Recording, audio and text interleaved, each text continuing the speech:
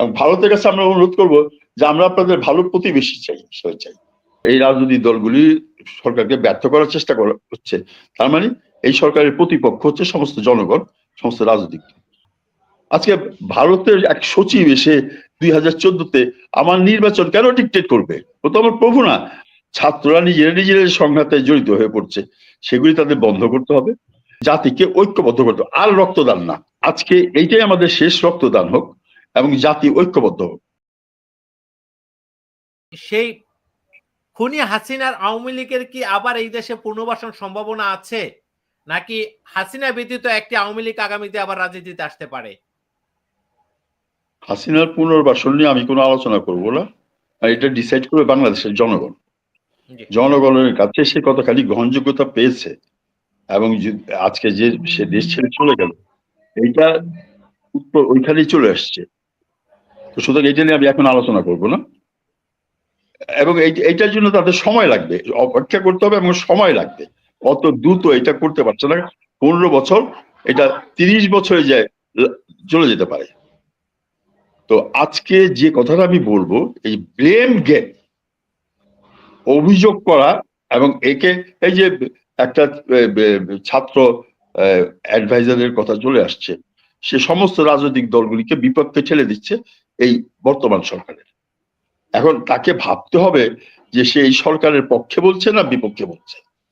আজকে সমস্ত রাজনৈতিক দলের ভিতরে তো দেশের আপামর জনগণ ঢুকে আছে। তা আজকে যখন এই রাজনৈতিক দলগুলি সরকারকে ব্যর্থ করার চেষ্টা করছে, তার মানে এই সরকারের প্রতিপক্ষ হচ্ছে সমস্ত জনগণ, সমস্ত রাজনৈতিক দল। তাহলে তো তারা এই সরকারের বিরুদ্ধে দাঁড় করানোর জন্য চেষ্টা করছে, এগুলো তাদের পরিহার করতে হবে। ছাত্ররা নিজেরা সংঘাতে জড়িত হয়ে পড়ছে, সেগুলি তাদের বন্ধ করতে হবে, একটা ঐক্যবদ্ধ অবস্থানে তাদের আসতে হবে। এবং আমাদেরও দ্রুত সময়ের ভিতরে আমরা কিভাবে নির্বাচনটা পেতে পারি এবং কি কি জিনিস আমাদের সংস্কারের প্রয়োজন আছে, যেটা আমাদের আগামী দিনে রাষ্ট্র পরিচালনার জন্য সহায়ক হবে। নির্বাচন কমিশন, দুর্নীতি দমন কমিশন, এবং প্রশাসনকে কিভাবে পরিচালিত করবে আগামী সরকার, এই মুদ্রা, এই জিনিসগুলি এবং টাকাগুলি দ্রুত ফেরত আনার ব্যাপারে এগুলি সিদ্ধান্ত নিয়ে আমরা রাজনৈতিক দলগুলি সরকারের উপরে চাপ সৃষ্টি করতে পারি এবং অবিলম্বে একটা সুষ্ঠু নির্বাচন, এটা একটা রোডম্যাপ তৈরি করা হোক। সেটা যে কথাটা আসলো, যে এটা এক পরে হতে পারে, 1 বছর 2 বছর পরে হতে পারে, কিন্তু একটা রোডম্যাপ তৈরি হোক না, এবং সেই রোডম্যাপের ভিতর দিয়ে আমরা এগিয়ে যাই। তো আসলে একটা জাতিকে ঐক্যবদ্ধ করতে, আর রক্তদান না। আমরা সেই যে 70 থেকে রক্ত দিতে দিতে দিতে দিতে দিতে দিতে এই পর্যন্ত আজকে আসলাম। এই রক্তদানটা তো আমাদের প্রয়োজন ছিল না, যদি আমরা স্বৈরাচার এরশাদ বিরোধী আন্দোলনের পরেই আমরা এক কাতারে দাঁড়াতে পারতাম। তো আজকে এইটাই আমাদের শেষ রক্তদান হোক এবং জাতি ঐক্যবদ্ধ হোক এবং সমস্ত দলের, সমস্ত মতের মানুষ আজকে ঐক্যবদ্ধ হোক। আগামী বাংলাদেশটা এগুলি আমাদের যে প্রজন্মের জন্য আমরা যুদ্ধ করেছি, যে প্রজন্মের স্বাধীনতা এবং সুখী সমৃদ্ধির একটা বাংলাদেশ উপহার দেওয়ার জন্য, যে প্রজন্ম আগামীতে একটা এই যে কোটা নিয়ে তাদের আন্দোলন করে মরতে হবে, এটা আমরা কোনো সময় কামনা করিনি। সড়ক আন্দোলনে তাদের মরতে হবে, এটা আমরা কখনো কামনাই করিনি। আজকে আমরা এরকম একটা সংঘাত মুক্ত, আমার আর কোনো সন্তান যাতে এইভাবে প্রাণ দিতে না হয়, এবং একটা সুখী সমৃদ্ধিশালী বাংলাদেশ এবং শক্তিশালী বাংলাদেশ, যাতে আমাদের মাথার উপরে কোনো প্রভু না থাকে। আমরা যাতে আমাদের কোনো সময় ধর্মীয় অন্ধত্ব তো ছিল না, আমরা সবসময় অসাম্প্রদায়িক একটা সমাজ নিয়ে আমরা বাস করেছি। হিন্দু, বৌদ্ধ, খ্রিস্টান, সর্বস্তরের মানুষ, মুসলমান, কি আমরা বুঝি না, একে অপরের বিপদে আপদে, পূজা ঈদে একে অপরে হাজির হয়েছি। আমরা একটা জাতীয় ঐক্য গড়ে তুলতে চাই। যারা আজকে এগুলির ভিতরে বিরোধ সৃষ্টি করার চেষ্টা করছে, আমরা সবাই মিলে তাদের চিহ্নিত করি এবং তাদেরকে সমাজ থেকে বোঝানোর চেষ্টা করি, এবং যদি তারা বুঝতে না চায় তাদের সমাজ থেকে সরিয়ে নিই। এবং ভারতের কাছে আমরা অনুরোধ করবো যে আমরা আপনাদের ভালো প্রতিবেশী চাই, হিসেবে চাই, বন্ধু প্রতিবেশী হিসেবে চাই, প্রভুত্ব আমরা চাই না। কারণ 71 আপনারা বন্ধু হিসাবে আমাদের সহযোগিতা করেছেন এবং আমরা কৃতজ্ঞ আপনাদের কাছে। সেই সময় বিশাল সামরিক বাহিনী কিন্তু আপনারা প্রত্যাহার করে নিয়েছেন, এটা একটা বিরল ঘটনা। সেই জন্য আমরা ইন্দিরা গান্ধীকে আমি ধন্যবাদ জানাই, ভালোও লাগে যে এত বড় বিশাল সামরিক বাহিনী পৃথিবীর কোথায় নিজের সামরিক বাহিনী এসে জানি, মিত্র বাহিনীর সাথে এসে।